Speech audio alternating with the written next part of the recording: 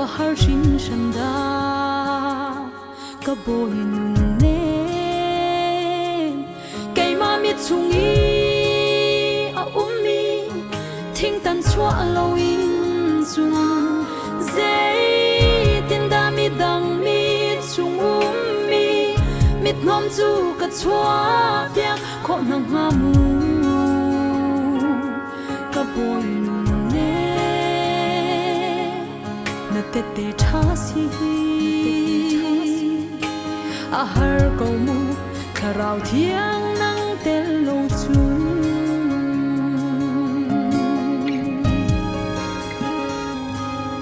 o ka va na sang shin shan da ka ti sa nun ral do hi a va har shin shan da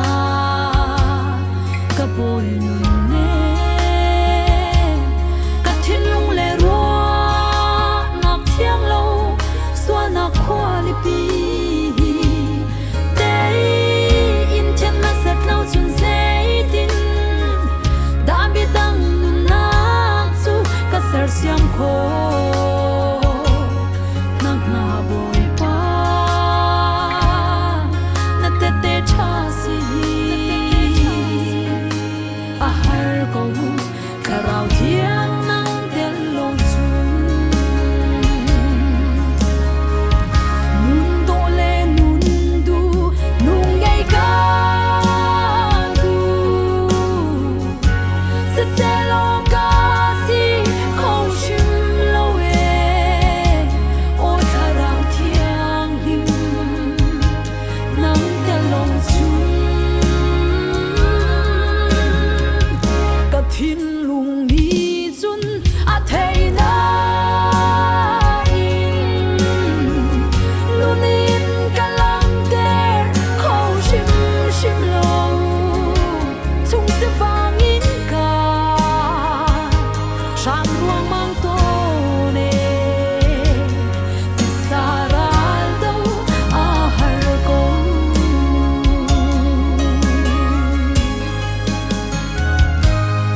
o ka va na sang shin shan da ka ti sa nun ral do hi a va har shin shan da ka boy nun ne na sun pa nak lang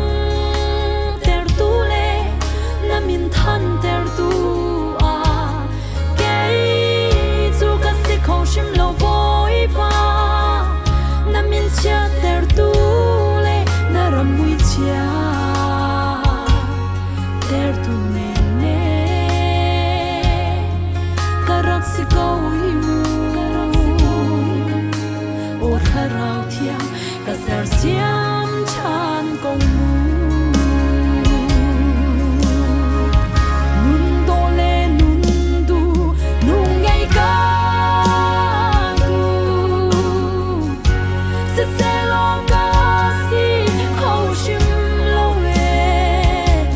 o tharau thiang him nang tel lo chu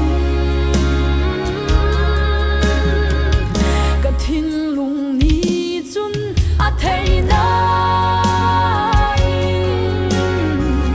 nun in ka lang der kho shim shim lo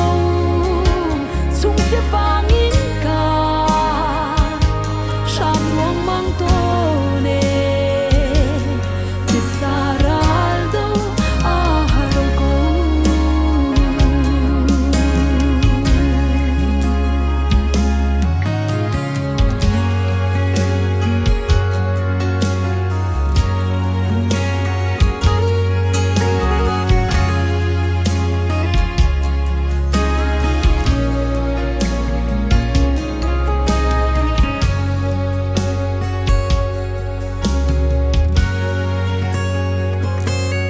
o ka va na sang shin shan da ka ti sa nun ral do hi a va har shin shan da ka boy ne ka mur ka le le dang ben zia ka thiam shim shim lo e mi dang ram chung si lo